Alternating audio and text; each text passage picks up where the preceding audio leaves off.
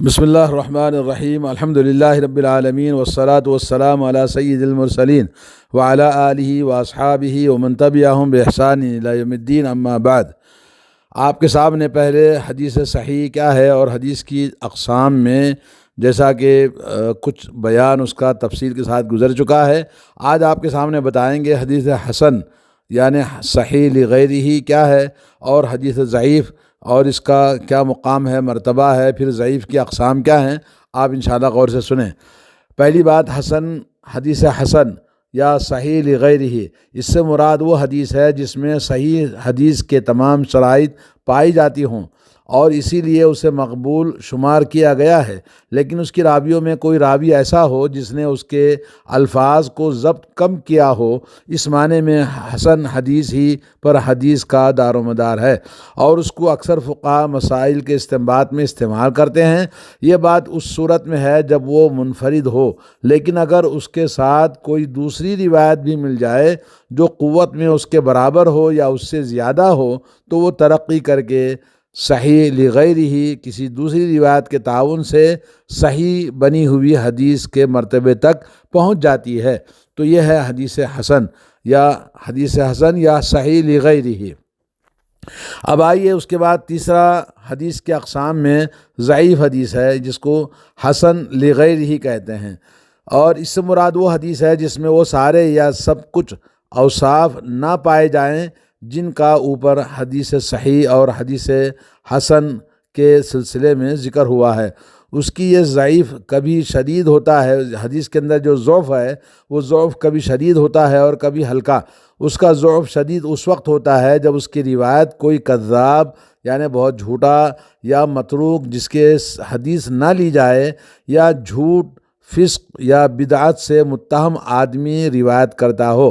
ایسی صورت میں اسے قبول کرنا اور احکام یا فضائل میں اسے دلیل بنانا جائز نہیں ہے، اور اس کا ضعف ہلکا اس وقت ہوتا ہے جب اس کی روایت کوئی ایسا آدمی کرے جو ہو تو اہل صدق و امانت میں سے لیکن اس کا حفظ میں خرابی ہو، یا جبکہ اس کی روایت ارسال یا تدلیس یا تعلیق کے طور پر کوئی ایسا شخص کرے جس کا فن رجال یعنی راویوں کے حالات کے بارے میں علم قابل اعتماد ہو۔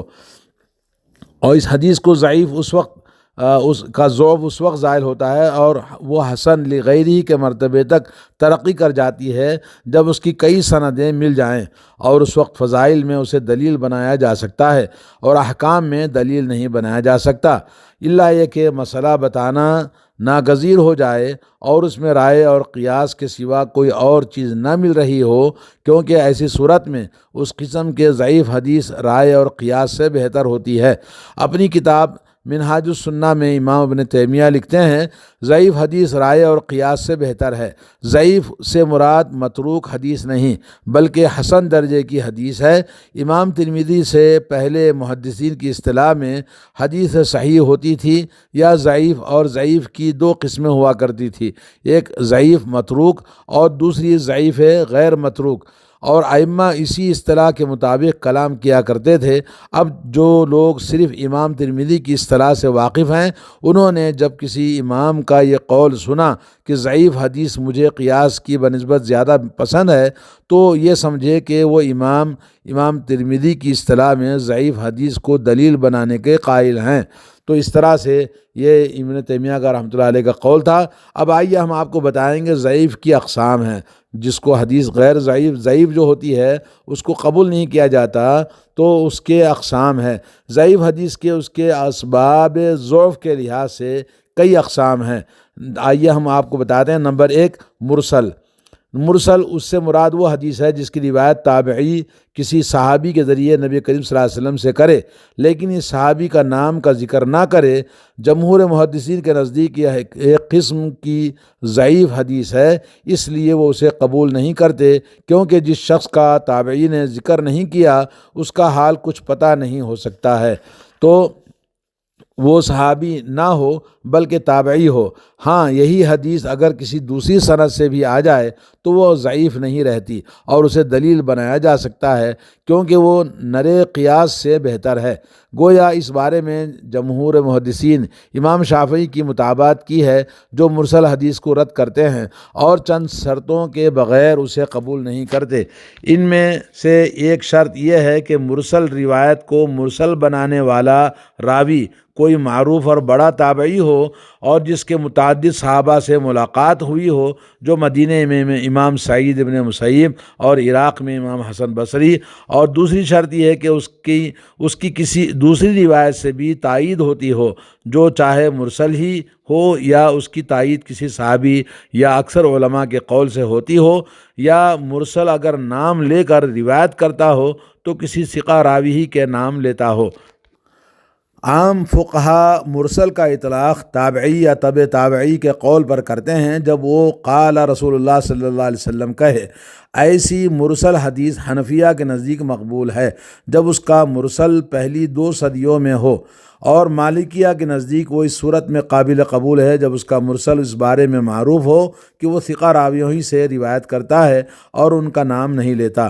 اور اگر حدیث کا مرسل کوئی کم عمر صحابی ہو، جیسے حضرت ابن عباس یا حضرت عائشہ، یعنی ان واقعات کے نقل کرنے میں جو ان کے بچپن کے زمانے میں پیش آئے، تو اس کی وہ حدیث سب کے نزدیک مقبول ہے اور اسے مرسل نہیں کہا جاتا بلکہ مرفوع کہا جاتا ہے۔ یہ ہے مرسل کے بارے میں معلومات۔ اب آئیے دوسری قسم ہے حدیث ضعیف کی، منقطع۔ اس سے مراد وہ حدیث ہے جس کی سند میں صحابی تک پہنچنے سے پہلے ایک جگہ یا ایک سے زیادہ جگہوں پر کوئی راوی ساقط ہو جائے۔ فقہا عموماً اس پر بھی مرسل کا اطلاق کرتے ہیں، جیسا کہ اوپر بتایا جا چکا ہے۔ تو جس کی سند میں صحابی راوی ساقط ہو جائیں تو اس کو منقطع کہا جاتا ہے۔ نمبر 3 ہے معضل یا معضل۔ تو اس سے مراد وہ حدیث ہے جس کی سند میں پے در پہ 2 یا 2 سے زیادہ راوی ساقط ہو جائیں اور ان کی پتہ نہ ہو، تو اس صورت میں وہ معضل کہلائے گی۔ نمبر 4 ہے معلق۔ اس سے مراد وہ حدیث ہے جس کی سند کی شروع میں ایک راوی یا ایک سے زائد کئی راوی محذوف ہوں، جیسا یہ کہ امام بخاری کہیں قال مالکن، امام مالک نے کہا۔ یہ اصل میں ایک قسم کی ضعیف حدیث ہی ہے، کیونکہ اس میں محذوف راوی یا راویوں کے حال کا پتہ نہیں ہوتا۔ صحیحین میں پائی جانے والی ایسی احادیث میں سے بعض صحیح ہیں اور بعض حسن ہیں اور بعض ضعیف ہیں۔ اس کا پتہ دوسری کتابوں میں پائی جانے والی روایات سے چلتا ہے۔ نمبر 5 ہے مدلس۔ اس سے مراد وہ حدیث ہے جس کی سند میں راوی اپنے اس شیخ یعنی اپنے استاد کا نام ساقط کر دیتا ہے جس سے اس نے حدیث سنی ہے، اور اسے اوپر کے کسی راوی کی طرف کوئی ایسا لفظ کہہ کر منسوب کر دیتا ہے جس سے سننے والا اس وہم میں پڑ جاتا ہے شاید کہ اس نے یہ حدیث اس سے سنی ہے۔ اپنے استاد سے اوپر والے کا نام ذکر کرتا ہے، جیسے وہ یہ کہے کہ قال فلان، فلاں نے کہا، یعنی عن فلان سے روایت کرتا ہے، اور یہ کام وہ سند کی تحسین دینے بہتر بنانے کے لیے کرے، یا یہ کہ اس میں اسے اپنے شیخ کے نام کو ساقط نہ کرے لیکن اس کے نام یا کنیت یا وصف بیان کرے جس سے وہ عموماً معروف نہیں ہوتا، تاکہ لوگ اسے پہچان نہ سکیں اور اس کی روایت قبول کر لیں۔ اور یہ اس صورت میں جب اس کا شیخ کوئی غیر ثقہ شخص ہو تو ایسی صورت میں اس کو عن حدیث عن بھی کہتے ہیں، یا مدلس بھی کہتے ہیں، تدلیس بھی کہتے ہیں۔ تو یہ تھا 5ویں قسم حدیث ضعیف کی۔ اور حدیث ضعیف کی 6ٹھی قسم ہے شاذ۔ اس سے مراد وہ حدیث ہے جس کا راوی اگرچہ ثقہ اور مقبول ہو، لیکن اس کی یہ حدیث ان راویوں کی حدیث کے خلاف پڑتی ہو جو کسی دوسری حدیث یا حدیثوں میں اس کی بنسبت حفظ یا تعداد کے لحاظ سے زیادہ ثقہ اور راجح ہوں۔ شاذ حدیث سے مراد یہ ہرگز نہیں ہے کہ اس میں کوئی ایسی بات پائی جائے جو کسی دوسری حدیث میں نہ پائی جاتی ہو۔ ایسی صورت میں اسے غریب حدیث بھی کہا جائے گا، جو صحیح اور حسن بھی ہو سکتی ہے۔ تو یہ ہے حدیث 6ٹھی قسم شاذ کی۔ اب آئیے حدیث ضعیف کی 7ویں قسم ہے منکر۔ اس سے مراد وہ حدیث ہے جس کا راوی بہت غلط کار ہو یا جھوٹ سے کم تر کسی فسق کا مرتکب ہو۔ بعض نے اس میں یہ شرط بھی رکھی ہے کہ وہ کسی بہتر راوی کی حدیث کے خلاف پڑتی ہو۔ یہ ہے نمبر 7۔ نمبر 8 ہے متروک۔ اس سے مراد وہ حدیث ہے جس کا راوی جھوٹ سے متہم ہو اور اپنی روایت میں دوسروں سے منفرد بھی ہو۔ نمبر 9 ہے معل یا معلول یا معل کہتے ہیں، اس سے مراد وہ حدیث ہے جس کی سند یا متن میں کوئی علت پائی جاتی ہو، تو اس کو علت پائے جانے یعنی کوئی نہ کوئی خرابی، کمزوری یا بیماری اس کے اندر پائی جاتی ہے۔ نمبر 10 ہے حدیث مضطرب۔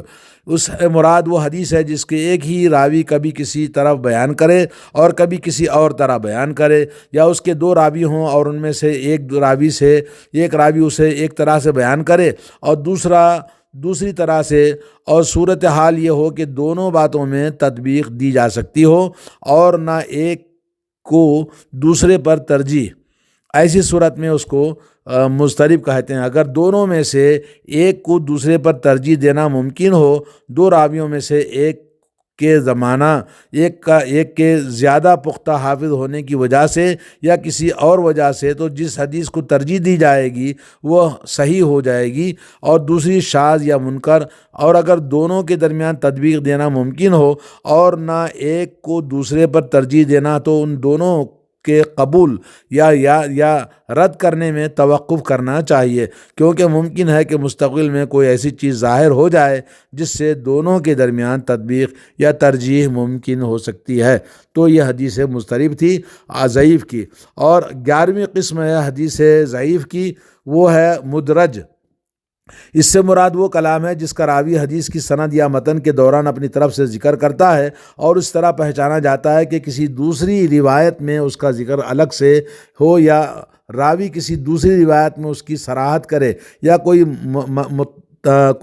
مطلع کی قسم کا ماہر محدث اسے بیان کرے، یا وہ ایسی بات ہو جس کا نبی علیہ الصلوۃ والسلام کی زبان مبارک سے صادر ہونا محال ہو۔ تو یہ ہوا 11ویں قسم حدیث مدرج۔ اور دوسرا ہے مقلوب۔ مقلوب اس سے مراد وہ حدیث ہے جس کے متن یا سند میں لفظ یا الفاظ کے آگے پیچھے ہو جانے کی وجہ سے اس کا مطلب میں تبدیل واقع ہو جائے، جیسے صحیح مسلم کی وہ حدیث ہے جس کے متن میں راوی نے حتی لا تعلم یمینہ ما تنفق شمالہ، یہاں تک کہ اس کا دایاں ہاتھ نہ جانے کہ اس کا بایاں ہاتھ نے کیا خرچ کیا ہے کہا ہے، لیکن حالانکہ دراصل صحیح الفاظ یوں ہیں حتی لا تعلم شمالہ ما تنفق یمینہ، یہاں تک کہ اس کا بایاں ہاتھ نہ جانے کہ اس کا دایاں ہاتھ نے کیا خرچ کیا ہے۔ یہ وضاحت صحیح مسلم ہی کے بعد دوسری روایت سے ہو جاتی ہے۔ تو آپ سن رہے ہیں ضعیف حدیث کی اقسام، ان میں سے 12واں قسم مقلوب ہے اور 13ویں قسم ہے موضوع۔ موضوع کے معنی من گھڑت۔ اس سے مراد جھوٹی حدیث ہے جسے گھڑ کر نبی کریم صلی اللہ علیہ وسلم کی طرف منسوب کر دیا جائے۔ یہ حدیث ضعیف کی سب سے بری قسم ہے، بلکہ یہ کہنا زیادہ صحیح ہے کہ یہ ضعیف حدیث تک کی کوئی قسم نہیں ہے، کیونکہ یہ سرے سے حدیث ہی نہیں ہے، اور اس سے جانتے بوجھتے لوگوں کو بتانا حرام ہے، الا یہ کہ اسے اس لیے بیان کیا جائے کہ لوگ اس پر عمل کرنے سے باز رہیں، اور اسے کئی الفاظ کے ذریعے تعبیر کیا جاتا ہے، مثلا یہ کہہ کر کہ یہ حدیث موضوع ہے یا جھوٹی ہے یا باطل ہے، یا یہ کہہ کر کہ اس کی کوئی اصل نہیں ہے، یا یہ کہہ کر کہ فلاں شخص کی بلاؤں سے یہ حدیث فلاں شخص کے بلاؤں میں سے ہے، یا یہ کہہ کر کہ اس کی سند مظلوم اندھیرے والی ہے، یا یہ کہہ کر کہ اس پر ظلمات اندھیرے چھائے ہوئے ہیں، وغیرہ وغیرہ۔ اسی کے موضوع ہونے کی پہچان یا تو گھڑنے والے کے اقرار سے ہوتی ہے، یا اس کے رقیق الفاظ و معانی سے ہو جاتی ہے، یا قرائن سے اس کا پتہ چل جاتا ہے، اور ان مبالغات سے بھی جو اس میں پائے جاتے ہیں، اور کسی عقلمند دانا آدمی سے وہ کہیں صادر نہیں ہو سکتے، یا اس سے حس و مشاہدے کے ایسی خلاف ورزی ہوتی ہے کہ اس میں کسی تعویل کی گنجائش نہ ہو، وغیرہ وغیرہ۔ موضوع حدیثوں کا سلسلہ چھوٹے صحابہ اور بڑے تابعین کے زمانے ہی میں اس وقت شروع ہو گیا تھا جب اسلامی فتوحات کا دائرہ پھیل گیا اور فتوحات مفتوح علاقوں میں طرح کے مختلف قسم کے لوگ حلقہ بگوش اسلام ہونے لگے، گویا جو چیزیں اس کا سبب بنی وہ یہ تھیں کہ زندقہ، سیاسی حالات کا اور علم فلسفہ، علم کلام اور فقہی اختلافات، نسلی اور علاقائی تعصبات، لوگوں کے ذہنوں پر چھائے جانے کی خواہش، شہرت یا جاہ طلبی کا مقصد، ملوک اور امراء کو چاپلوسی کرنے کے لیے اور لوگوں کو بعض نیک کاموں میں رغبت دلانے کے لیے جذبے سے مختلف قسم کے اس کے اندر یہ جاہل اور صوفیوں نے اس طرح کے مختلف حرکتیں کی ہیں۔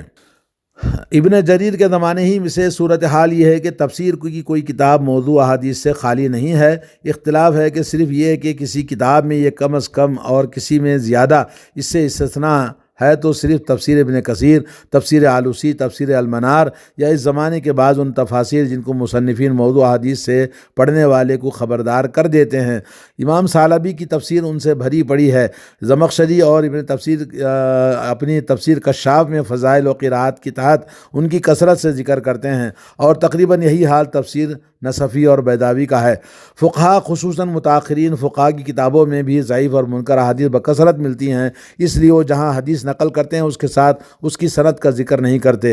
اسی لیے بعض ائمہ حدیث نے فقہ کی کتابوں سے پائے جانے احادیث کی تخریج کی ہے، جیسے حافظ زیلعی نے اور امام ابن اپنی کتاب نصب الرایہ ہدایہ کی احادیث کو تخریج کی ہے۔ وعد و نصیحت اور وعد تصوف کی کتابوں میں تو موضوع اور منکر احادیث اس قدر زیادہ ہیں کہ ان کا حال ناقابل بیان ہے۔ امام غزالی کی کتاب الاحیاء علوم الدین، ابو طالب مکی کی کتاب قوت القلوب اور عبد القادر جیلانی کی کتاب غنیۃ الطالبین، سب کا یہی حال ہے۔ اس لیے ان میں پائی جانے والی احادیث پر اعتماد کرنا اس وقت تک صحیح نہیں ہے جب تک کہ کوئی ایسا شخص جسے اسناد اور راویوں کے حالات کا علم ہو صحیح یا ضعیف ہونے میں ان کا مراتب کو بیان نہ کرے۔ تو یہ ہے اقسام احادیث کی، ضعیف کی اقسام، اور اس سے پہلے آپ کو بیان کیا جا چکا ہے صحیح احادیث کا، اور صحیح حدیث کسے کہتے ہیں، کیسے تقسیم ہوتی ہے حدیث کی۔ اللہ تعالیٰ سے دعا ہے کہ اللہ تعالیٰ ہم تمام کو علم حدیث کو سمجھنے اور اس کو علم سمجھنے اور عمل کرنے اور احادیث کی جانچ پڑتال کرنے کی توفیق عطا فرمائے۔ وصلی اللہ علی نبینا محمد۔